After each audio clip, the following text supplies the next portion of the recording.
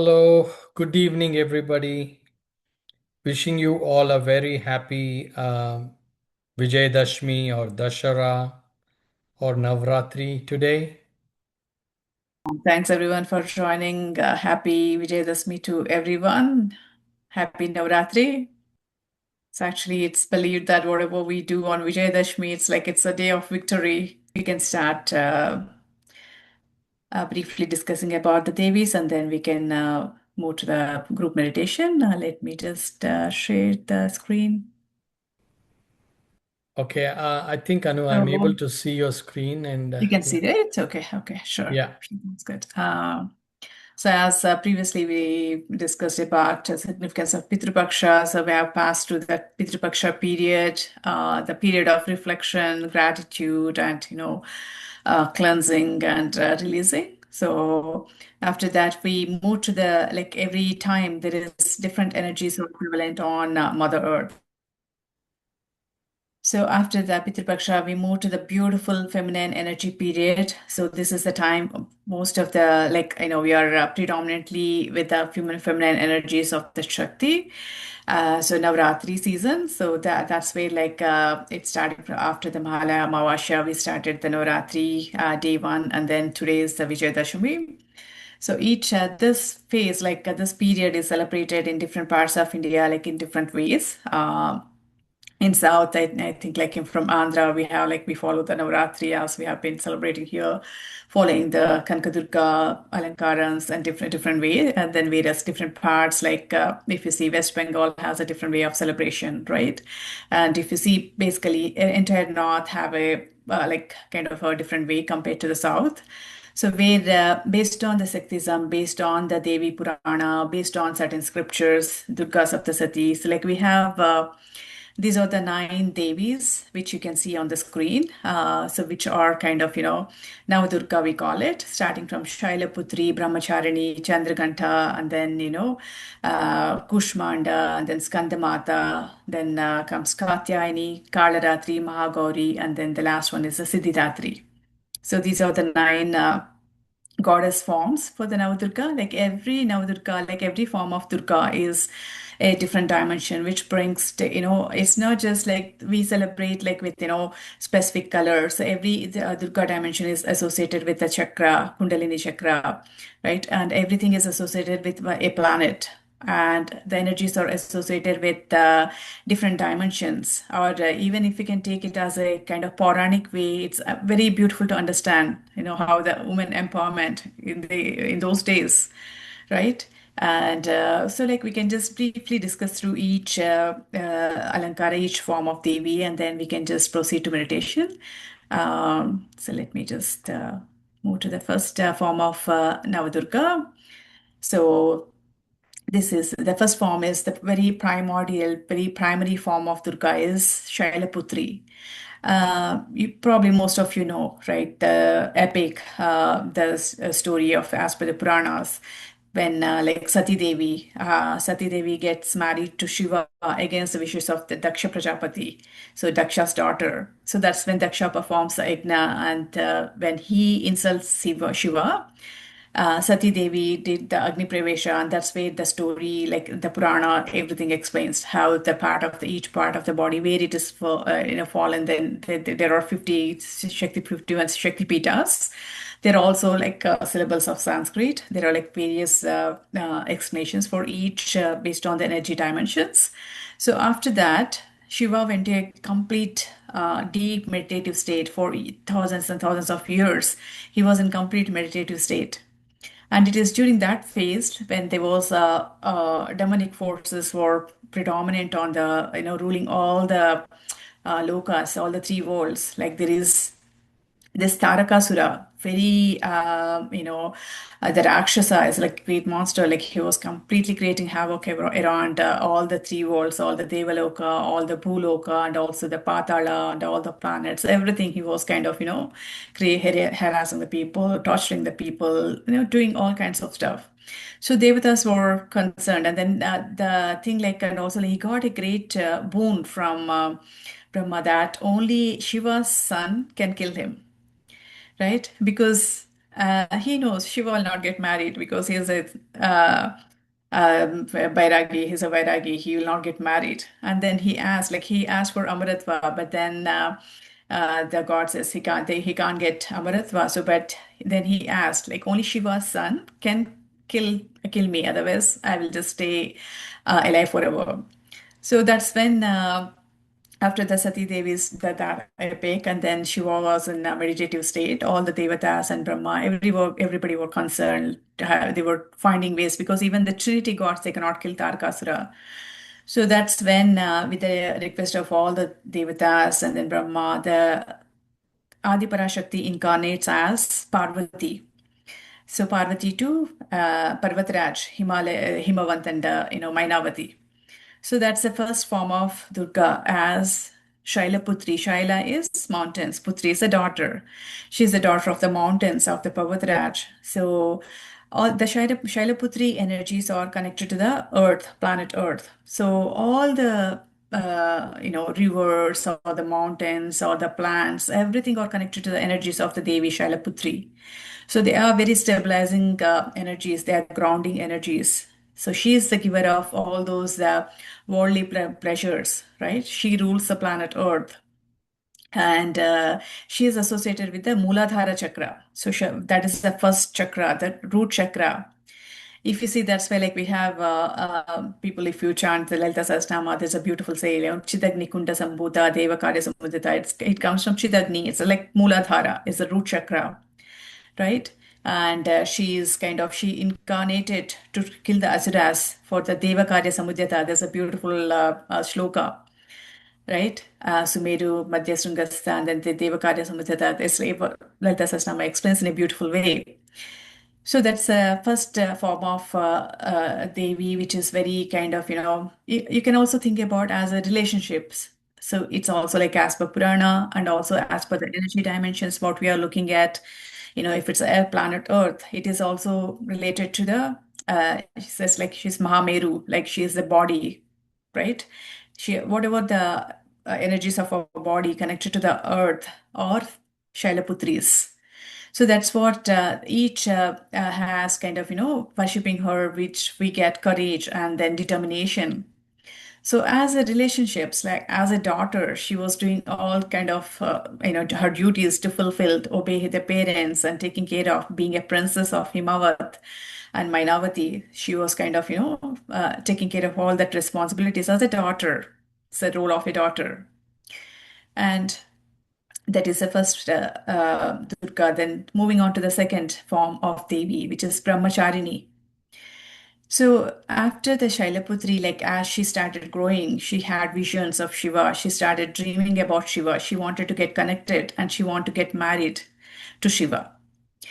And Shiva is a Vairagi. He's in the deep tapas, in that tapasic state for thousands, zillions of years after the, Sati Devi's left the uh, planet. So that's when kind of, Brahmacharini is this, you can think about relationship wise, it's also student life, right? So she carries Kamandala, and being a princess, she walks barefoot. That is the simplicity. And she has a Rudrakshamala on the right hand. So what she does, she tells her parents that no, I want to attain Shiva. I want to reach the lotus feet of God Shiva. I want to get married to him, and I want to do the tapas.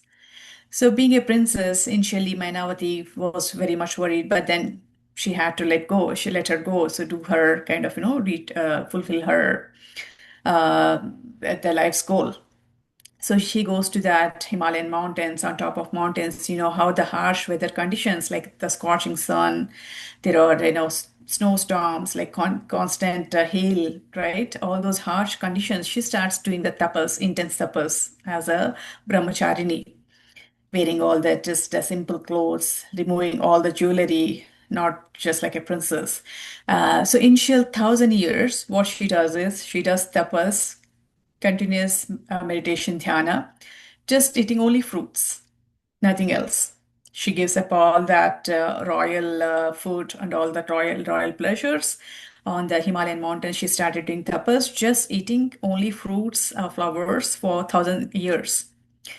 but still she cannot reach Shiva. Shiva will not come to see her. So she thought, okay, now I have my tapas, my meditation should be even more intense. And she even stopped eating those fruits. And then she started eating only leaves, and that too only Bilva Patra. Bilva Patra is very sacred, which we all know because the energy dimension of the Bilva leaf is as such that really has very a lot of energy and cleansing benefits. So for another 1,000 years, she just eats only Bilva Patra and then starts meditating. And after that, she even, you know, stops eating that Bilva Patra. She does intense tapas just on one leg, standing with different kind of sadhanas. And finally, the Shiva appears to him.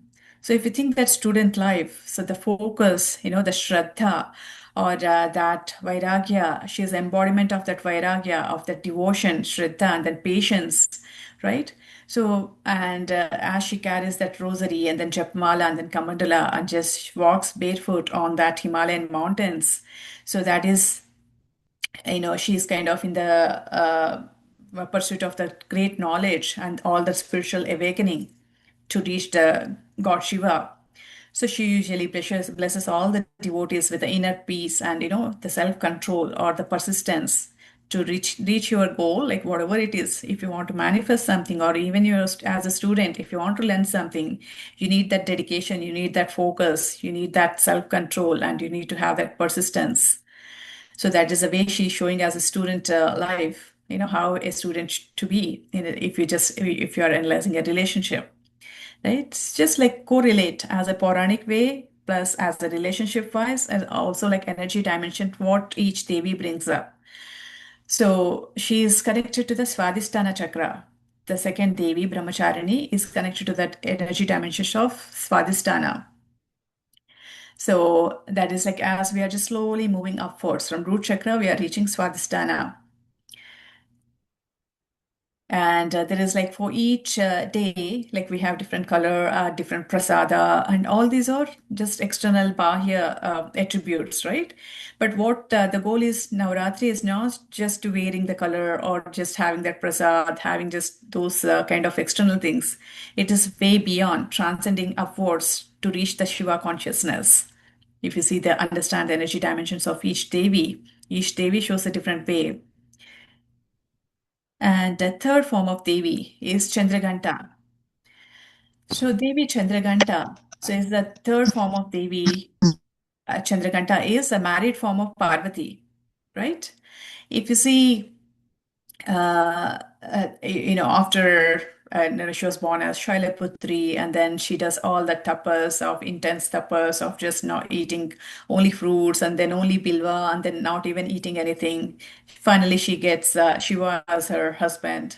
So you know the story, right? Like where the Shiva comes in the form of like wearing all the skulls and wearing all that ashes. She goes to marry Parvati. Then where Mainavati gets fainted, thinking that, oh, how can my daughter marry to a Vairagi like this, wearing skulls? Is so kind of different being. But then Shiva comes as Chandrasekhara, and then Parvati gets married to Shiva, and then they reach to Kailasha. So as a Chandrakanta Devi, like as a married woman, she does all her duties, like keeping Kailasha, all taking care of the ganas and all taking care of all the needs because Shiva is always in that intense tapas. So she used to serve Shiva like with all taking the fruits and cleaning all that. Place where he does the meditation dhyana. He is kind of a very happy married woman, but they was are not happy, right? They because they need Shiva and Parvati's son to kill Tarakasura. So that is kind of they're all waiting. And even Tarakasura gets that boon, right? Where only Shiva and Parvati's son can kill Tarakasura. So Tarakasura gets worried when Parvati gets married to Shiva. So what he does is initially he sends Jetkasura, like another Asura. He is a form of bat, is a big bat. So that Jetkasura comes and he comes with zillions of bats. So all those bats, it just they spread all the negative energies, the darkness, because all those bats covered the skies and all the sun, everything is covered. So there's no light. So much negative energy saw spread across all the world, starts thinking what to do. I need to consult Shiva. So she goes to Shiva, but Shiva is in deep tapas, in deep dhyana. Then what she does is she takes this bell and she started ringing the bell. Listening to the sounds of that bell, all the bats flew away. So that it started removing all those negative energies. The bell sound of the bell is, it's a very subtle sound. It removed all the negative energies, and then finally she takes that big bell and hits on the head of the Jatakasura, killing the Jatakasura. That way again the light comes, and that is the kind of remove all that negative energies. And then if you see Chandraganta, Chandra is moon. Moon is related to our mind. Ghanta is bell. Bell is oneness of the sound, because if you don't see so many variations of sound, or saregama padanise, or like various sounds, the bell sound is like one. It represents the oneness of sound. So, and she wears the crescent moon. So that's where Chandraganta Devi represents a married form of Devi to Shiva, and she wears a crescent moon on the forehead, and that shaped like a bell as well. So if you see, in Lalita Sahasranama, you also say Ashtami Chandra Vibhraja Dalikasthala Sobhita, right? Ashtami Chandra is just like a half moon. It's a kind of little bit crescent half moon, because the remaining half moon is adorned by God Shiva. So both together, like Narishwara, right? They both together form like a Purnachandra. So it's like this Devi controls your mind, is ruler of your mind, right? And the Devi protects from all the negative energies, all the evil, all those energies. And she is embodiment of the bravery, resilience, and strength. She dispels fear and anxieties among the devotees, right? So this is like these are the energy dimensions. Like each Devi, whatever based on our current state, each day we need to bring those dimensions into our. It's not just about the external things what we do. It is about our inner fears we need to overcome, inner resilience, inner strength. So these are all to take a kind of from each dimension of Devi, like each to grant different energy dimensions. So bestowed of each different qualities. And moving to the next Devis. So if you see even relationship first, we have seen Devi as a daughter, Devi as a student, and Devi as a married woman. So the next form of Devi is Kushmanda. So Kushmanda is the creator of the universe. So Kushmanda, where the goddess has 8 hands and then weapons, and also a rosary on the one hand, and kamandalu, and like different each thing what she holds has a symbolic representation for winning over something or doing something. She comes on a tiger. So there's a beautiful Kushmanda as you can think about, right? There's a calculation where you see there's many Kali Yugas, and then Treta Yuga, and then there's many Dwapar Yuga, and after end of everything's after end of Kalpa or Manvantara, there's a calculation. So after each Kalpa, there is nothing but everything dissolves, all manifestation dissolves into unmanifested, everything dissolves into the shunya. So that is when there's nothing, like no planets, no earth, no cosmos, everything is shunya. So after in from that shunya, a small golden egg appears. That is the Devi Kushmanda, right? We also call it as kind of, according to scriptures, Hiranyagarbha, right? So that is where from that Kushmanda, entire manifestation of the universe happens. All the Trinity come, and then all those planets, all the mountains, everything is comes from all manifestation. Whatever we see, that comes from the Kushmanda, Devi Kushmanda, who is a small. Ushma is kind of it is the hot or the heat or the warmth. Anda is the egg. That symbolizes the cosmic energy, because from pure consciousness, from Shunya, when there is a form of small energy vibration from that golden egg, the creation starts, the manifestation starts.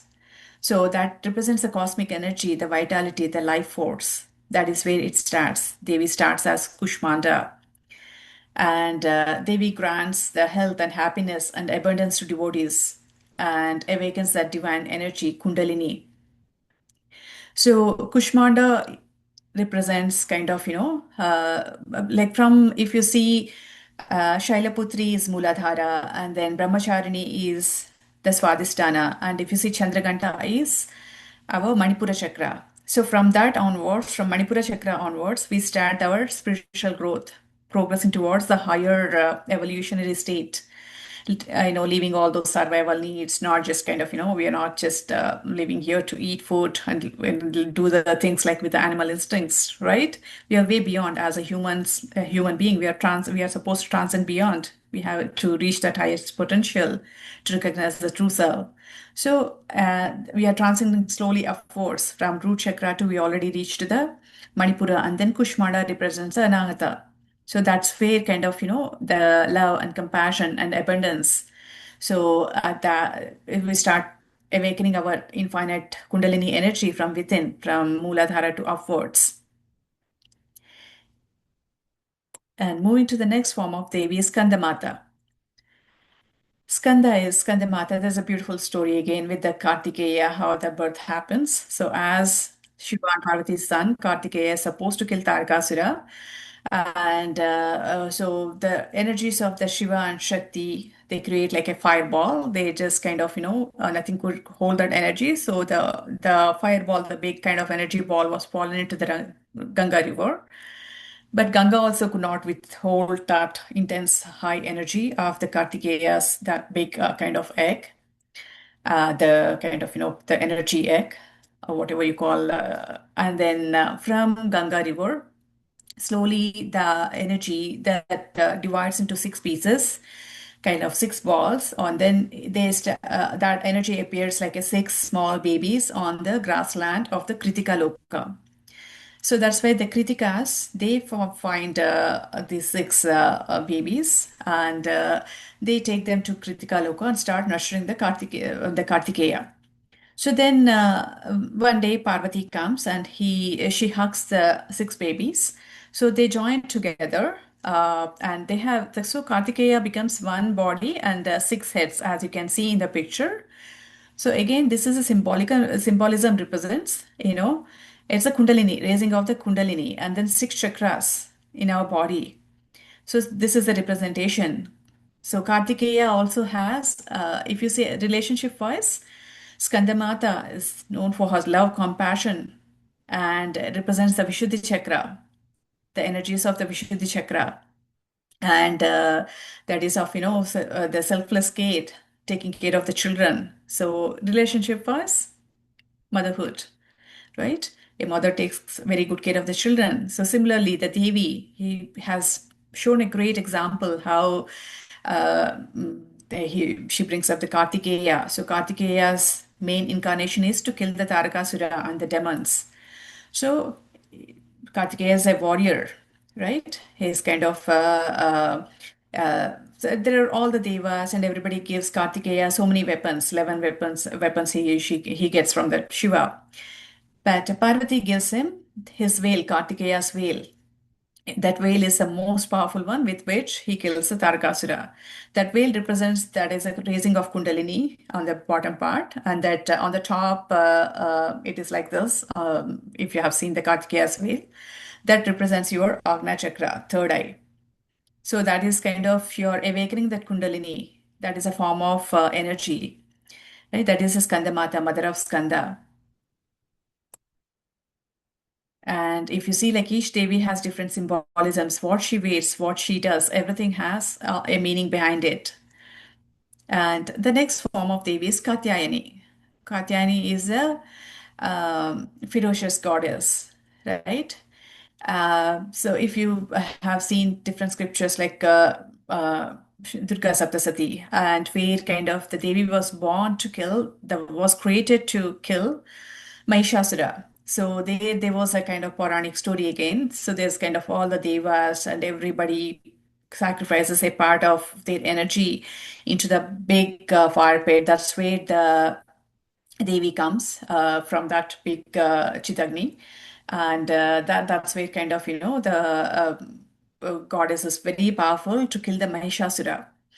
So that reference, the energies represent again the courage, power, and righteousness.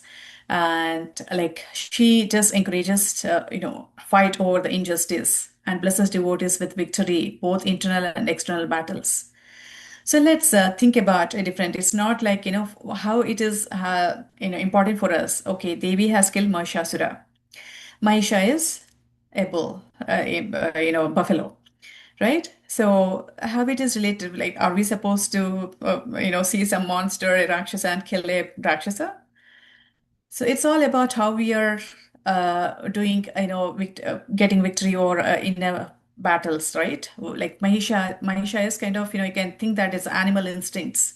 Mahishasura can turn into any shape, any change, any form he wishes for. So for us, what are the animal instincts? Like we are supposed to have that ego. I mean, whatever we have, that ego, rage, all that lust, all that, all those emotions, we are supposed to get rid of all that. We're supposed to kill that inner those kind of voices. Like we have supposed to have clean all those panchakleshas and all those lust, all those ego. Like everybody will, we think that we are great. Like we have all those kind of judgments. We need to dissolve all that part so we can just get those energy dimensions. It's not about just killing a monster, but what it really means is it is, getting victory over inner battles and also external battles. So that is the killing of the Mahishasura. So it speaks about not just wearing something or doing something. It's also about how we have what we have done, why we are doing what we are doing, right? How we are doing to energize ourselves. So if we don't have ego, if we don't have those kind of emotions that kind of deplete our energies will raise upwards so we can reach the Agna Chakra, right? So that is where the symbolism and everything is kind of, it gives that to have that inner strength and outer strength. And moving to the next Devi is Kalaratri. Kalaratri is again another very ferocious form of, the most ferocious form of Devi, right? Because if you see as a Kalaratri, is Kala is time, Ratri is night, right? Is the destroyer of the Kala. The Kalaratri is the destroyer of the Kala. She comes on a donkey, right? She carries a sword and the iron veil. She carries this one, and then there are different symbolisms. And she is the one who removes the darkness, ignorance from our life, right? She protects devotees from the harm and negativity. Again, this is all Devi also like helps us for the spiritual awakening through the destruction of our ego and various other negative emotions. So if you see Devi Saptasati, like Durga Saptasati explains, right, how the Devi, like Kalaratri, there are so many demons she kind of, kills over. For example, if you see Madhu Kaitaba, Madhu is sweet, Kaitaba is bitter, right? So how it is related to us. So if you see, like most of the time, many we are just in that survival thing. It's always like what is the form of enjoyment? Eating food, going to the restaurant, different kind of taste, right? If you go to a kind of dinner or some kind of occasion where there is a lot of food served, so we don't even look at calories. It's just like taste, right? It's important to get that control over what you're eating, what you're consuming. It's not just about eating food, just kind of enjoyment, just going around. So it is way beyond to taking care of. You should have that courage, you should have that determination to have that inner control. And if you see another Dhumra Lochana, Devi kills Dhumra Lochana. Dhumra is smoke, Lochana is eyes. Right? That means like Dhumra Lochana is nothing but illusion, our illusion, distractions. For everything we get distracted, we have less focus, all that mental clog, brain clog. So we don't have the clarity of thinking. We have all these judgments, all these layers of dust accumulated until we clear out all that dhumra, all that dust. So we can't really reach the Devi, we can't really reach the Shiva, we can't transcend upwards. So, and even if you see Madhukait about Chenda Munda, so Chenda Munda is nothing but your passions, like People have continuous passions. They want to do this, that, continuous, never-ending passions. If you see, it's okay to have some passions, but it's not that's not the only life. You need to recognize the purpose, right? So that is having that control over your passions. Make sure that you have the only right things in your place. And Shumba Nishumba, Devi also kills Kalaratri kills Shumba Nishumba. Shumba is Nishumba means good and bad, right? One must go beyond marking that good and bad. Somebody praises you, you should not be kind of, overfilled with joy. And somebody doesn't praise or somebody says something, you can't just like go down, right? You should have control on your emotions. Like every dimension, everything, every story gives us a moral value, how it related to us, what we are supposed to do internally, how we are going to get the victory over those kind of battles, how we are transcending upwards, energizing ourselves, recognizing the energy potential. So it's actually beautiful to understand more. The more we read the scriptures, the more each symbolism has a specific way that is helpful for the humanity to move upwards. So this way, moving to the next Devi, I don't know how we are doing, 9:39. Okay. So the next Devi is the eighth Devi is Mangal Gauri, right? So Devi Mangal Gauri, as we have come from Shailaputri, doing as all the transcending upwards from Muladhara Chakra to Swadhisthana, Manipura, and then Anahata, Vishuddha, and we also reached the Agna. So this is where Devi Mangal Gauri comes on a bull, and then she has a Trishula and Tamaru on the hand. She is the embodiment of the peace. She's the embodiment of compassion and beauty. She is a peaceful form of Devi because we already killed all our inner demons and outer demons, and we have already have that awakening happen, spiritual awakening, reaching up to the Agna Chakra, and then we are supposed to reach the Sahasrara. So Gauri, Mangal Gauri helps us to go beyond, to completely awaken that Kundalini and raise above Sahasrara so we can be aligned with the Shiva consciousness, the pure consciousness, above, with the universal consciousness. So the Devi, she is holding a japmala again, and then she has it symbolizes purity and peace and compassion and beauty. So she blesses with the mental calmness, spiritual, upliftment and joy. So she is the giver of happiness, ecstasy. So she encourages forgiveness and serenity in the relationships. So it's complete spiritual transformation of inner and outer cleansing. She also helps to remove our karmas so we can go upwards, further upwards. And after Mangal Gauri, the final ninth Devi is the Siddhidatri. So if you see Siddhidatri, right, like we have the Mangal Gauri Devi has already taken you from erasing from almost Muladhara Chakra to we also went above beyond the Sahasrara. So we are now one with Shiva. So when we are completely pure, when we are able to clear all those karmas and all those, remove all those inner demons, remove all those panchakleshas, and then all those negative emotions, we are able to get rid of even the Rakta Bija, like, right? Rakta Bija is that desires. Each monster, you see, even the names are clearly given, like what we are supposed to do, which dimensions relate to. Rakta Bija is like, the story of Rakta Bija, right? That Devi, each drop of the Rakshasa falls on the ground, another new Rakta Bija used to come up, pop up. So the Devi Kalaratri, she just stretches her tongue and doesn't make sure that not even a single drop of blood falls on the ground. So means like these are our desires. As soon as we fulfill one desire, another desire pops out, right? We have continuous desires, never-ending desires. So once we kill all these inner demons, and then we are able to awaken the Kundalini, we are raising upwards, reaching Sahasrara and above. When we are with the universal consciousness, Shiva, that is when Devi bestows with many siddhis, right?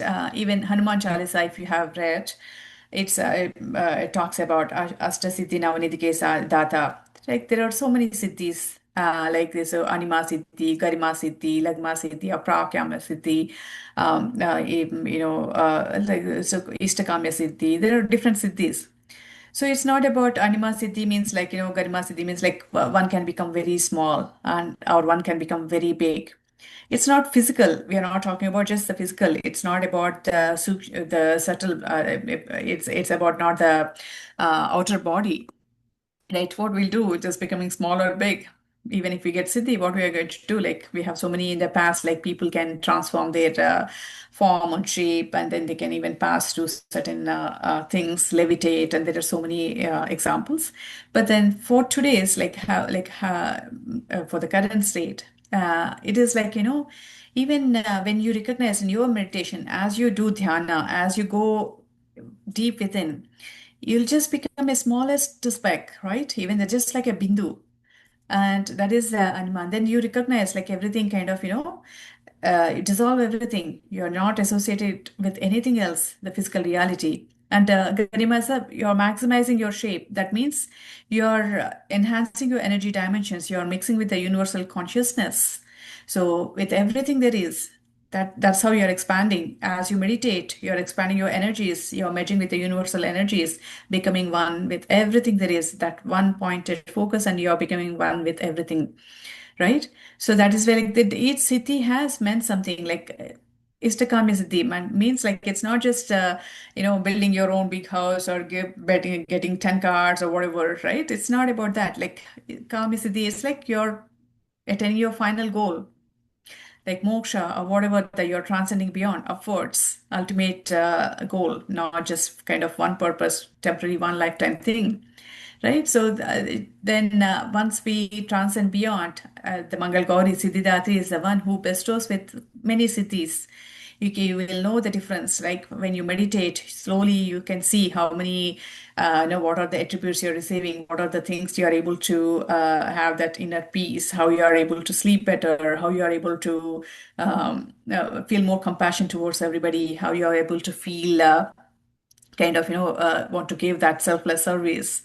So the things will change. I know we are passing through. Yeah.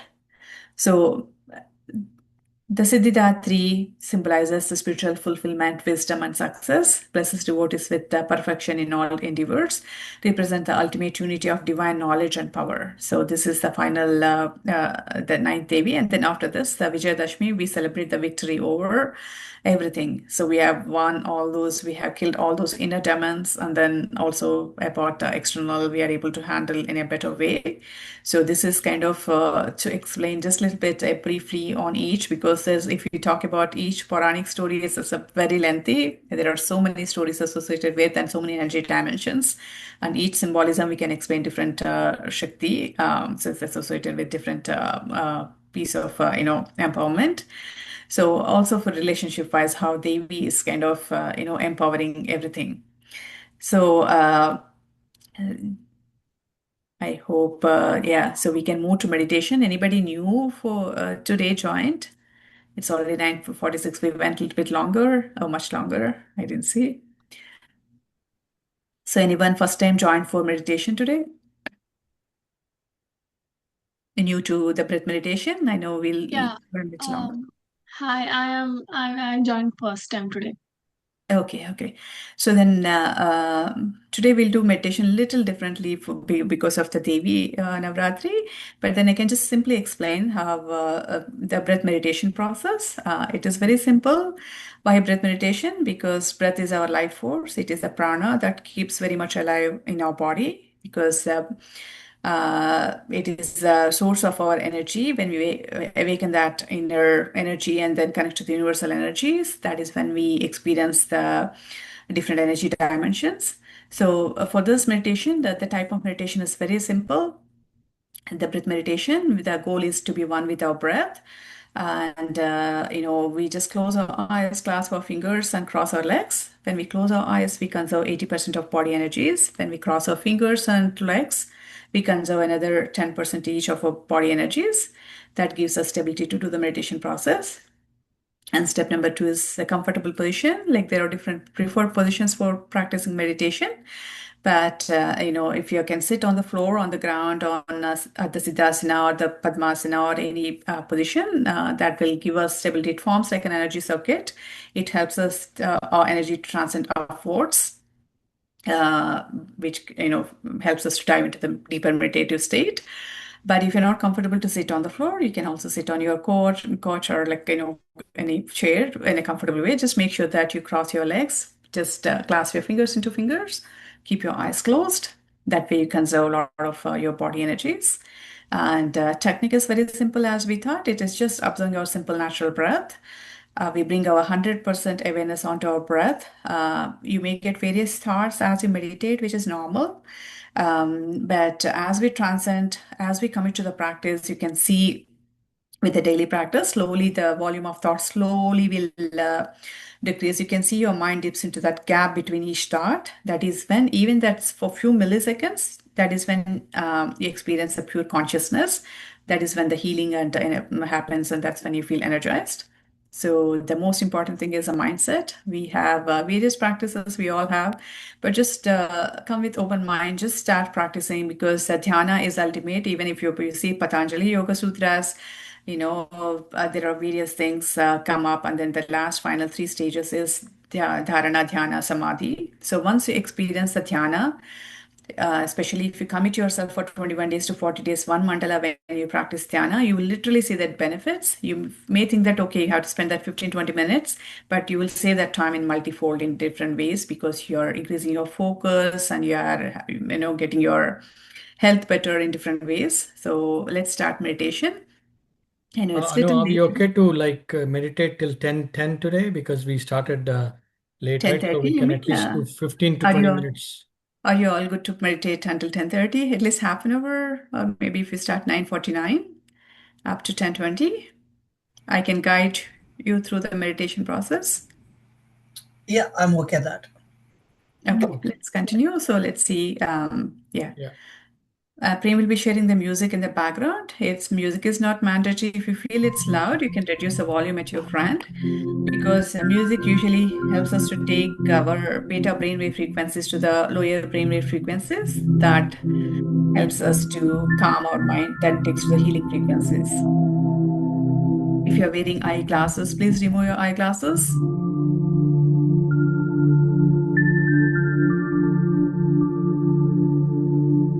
Sit comfortably. If you need a yoga cushion or mat, feel free to bring one.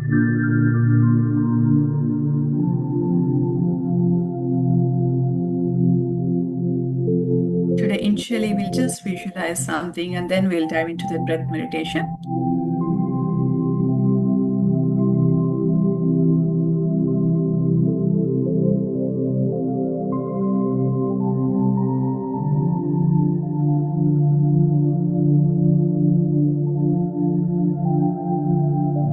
Please close your eyes, clasp your fingers, cross your legs.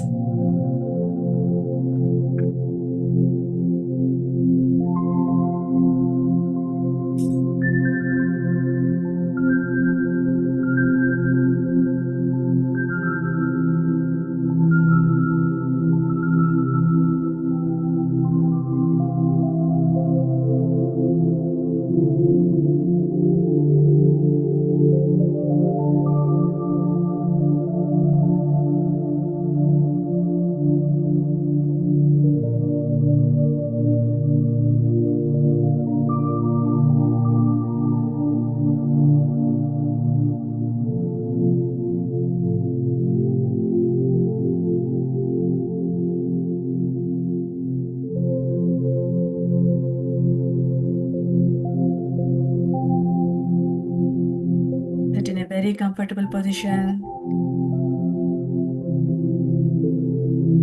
Take a couple of deep breaths, signaling your body that you're entering a meditative state.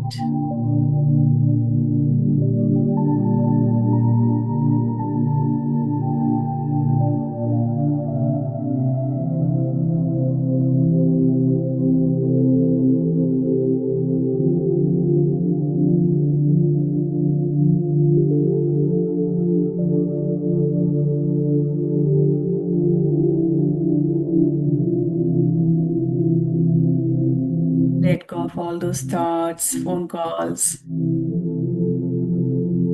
all your plans for tomorrow. Let's set everything aside.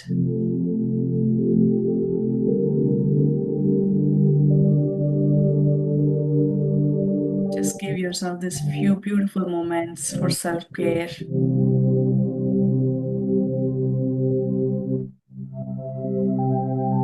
Being centered in your body.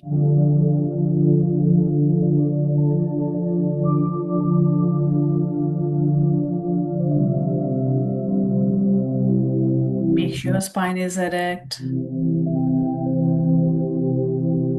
Gently push back your shoulders if you're slouching. Sit in a comfortable position.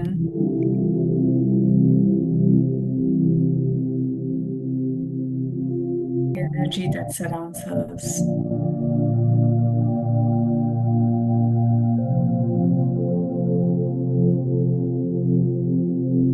As you dive deeper, follow your breath. Your breath will connect your physical self to the cosmic self.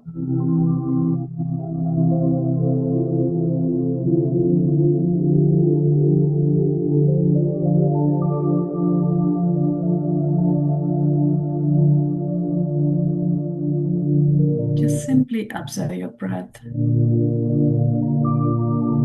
Few more beautiful, dedicated moments to recognize your true self.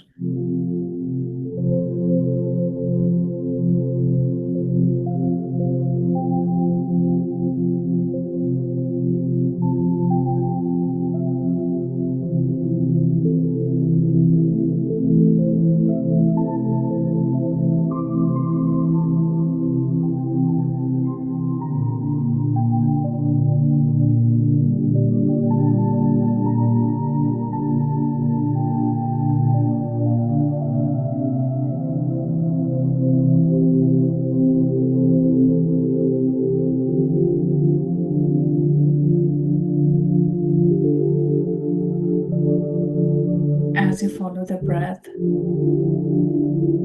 observe you're becoming more lighter.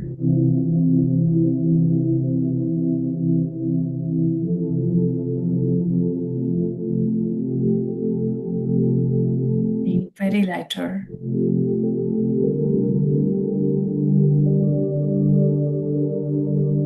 As if you're floating in the air, like a feather.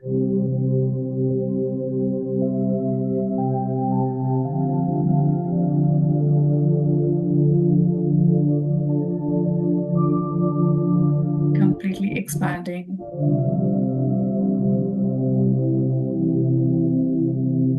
Beyond the physical body.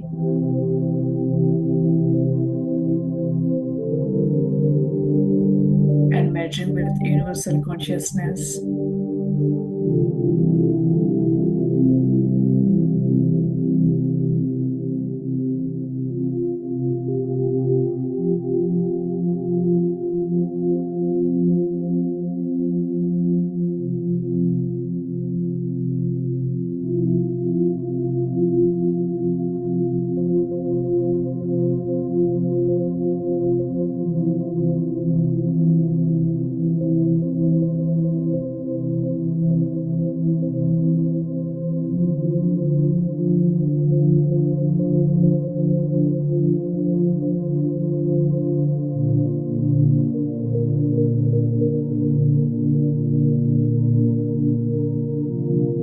Experience being more energized,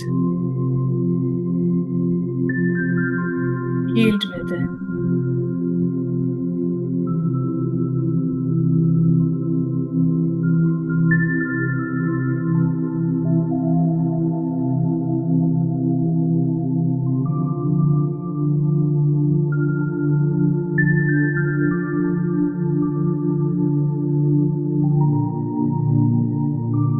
Experience the inner peace and happiness.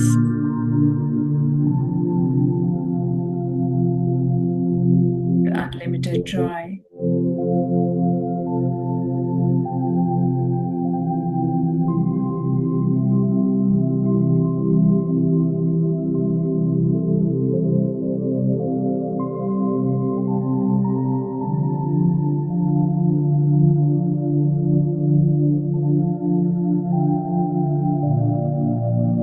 past 2 minutes into this eternal silence, experiencing the Shiva consciousness.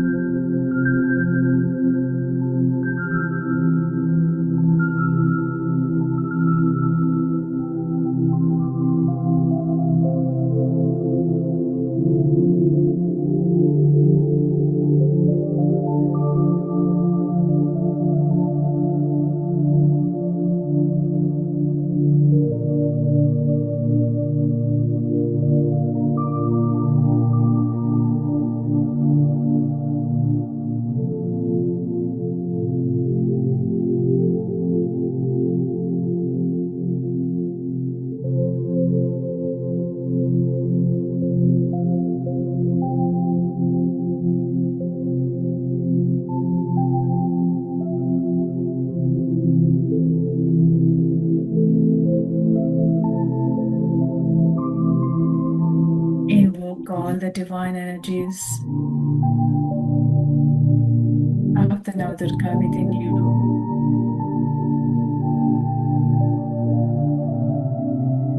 Activate each and every chakra by diving deep within.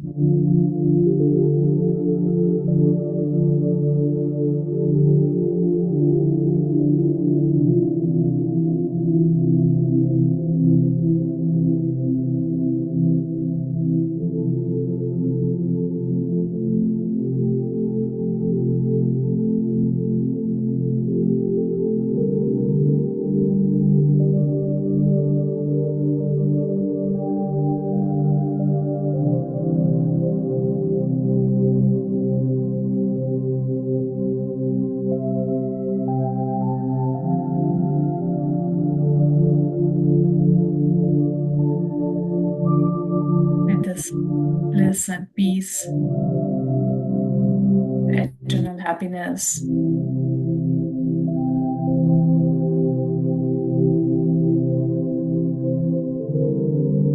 slowly come back to the body consciousness.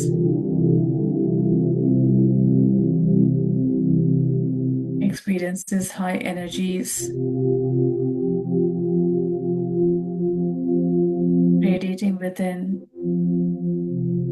and around.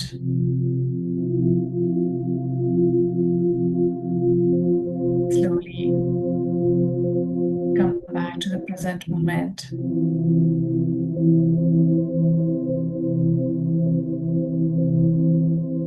Five, four, three, two,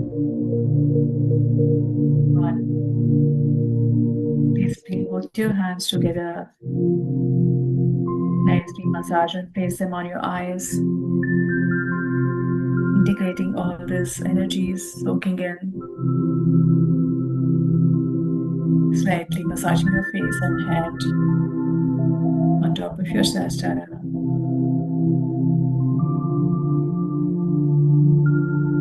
Gently open your eyes with a beautiful smile, thanking everyone and everything. Thank you very much. Thank you very much, Anu. It was a very good session, giving us introduction of the Navratri and Navdurgas. Anybody wants to share anything, your experience? It was a very nice experience. Yeah, this is my second time guided meditation, and yeah, like first time it was very good. Yeah, Good that's what that I you are said. here and able to join the meditation session today. That's wonderful. Yeah. And Sharada, what about you? Hello, I'm Sharda from Canada. I have been, uh, I have followed your meditation classes through YouTube earlier. Oh, I Okay, see. okay. Oh, that's Good, good, good. It was nice experience, and I follow you and from Patriji also. I know you before also. Oh, nice. Very That's nice. nice. Thanks. Nice session today. I learned a lot. Yeah, that's good. It's like sharing few things which you got Davis and thought of this is the right time on the Vijay Dasmi. So anything Tanaya, I think being from West Bengal with the big Durga Puja celebrations there. Yes. Yeah. So we also went to the places here. Like we started from Saturday and until yesterday, we went to the different temples and places. And yeah, it was Very nice. nice. It is a Awesome. different south side names. We are Saraswati, or we are called like Varalakshmi. Yeah, we are south side. The Alankaras from south are different than the north. Yes, each part they are different, but this one usually from the Shiv Purana, from the Shaktism. So these are the across mostly followed. So in south, like each place, Vijayawada has a different kind of Navratri Not celebrations. from Produttur. Produttur is the biggest Yeah, one yeah. of the, Mhm. Yeah. So Nasi. Andhra has a different Tamil Nadu and every place actually a little bit there are variations how we celebrate. Also the Devis, how we kind of so Thank you. basically it's kind of the concept is one. So invoking the energies within you rather than not just outside celebrations. It's more of how we are feeling. Whatever we do, is that being energizing us or is how we are feeling? Are we feeling more happier? Or that's all kind of those are the measures basically. Yeah, Yes. so in this full moon, we celebrate Lakshmi Puja.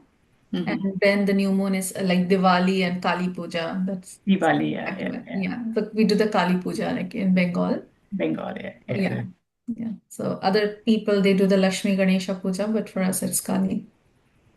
So the Kalratri and Kali, they're two different versions, right? Yeah, Like it's similar, Kali like for it's Kalika Devi, Kalratri's kind of form comes, and then there are different Rakshasas. That's as per the epic. Yeah. yeah, But for actually, most eventually, once we meditate upon each dimension, it gives a different energy. We get different qualities of that, what they talk about, that Shakti, so energy. you were also mentioning they represent different planets, is it? Yeah, so basically, yeah, like every Devi is connected to different planet and different chakra in our body. So it's like basically again, there's a process of awakening that energy within, right? So each Devi connected to a planet as well. Each Devi is connected to rules a planet. In fact, each Devi rules a chakra. So basically, from human body is nothing but it's a miniature universe.